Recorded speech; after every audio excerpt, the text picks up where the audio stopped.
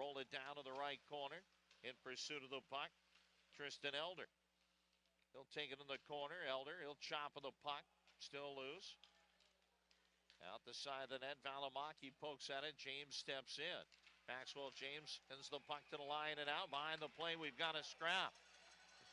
Jordan Roy throwing some wild rights as he is into it with Swift Current's Tyler Adams. So Adams and Roy. For Roy, this is his first dump fight. Roy got the first few blows in, lost an edge, and that'll do it.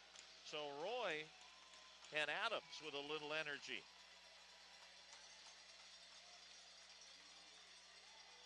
So Adams and Roy with our first scrap.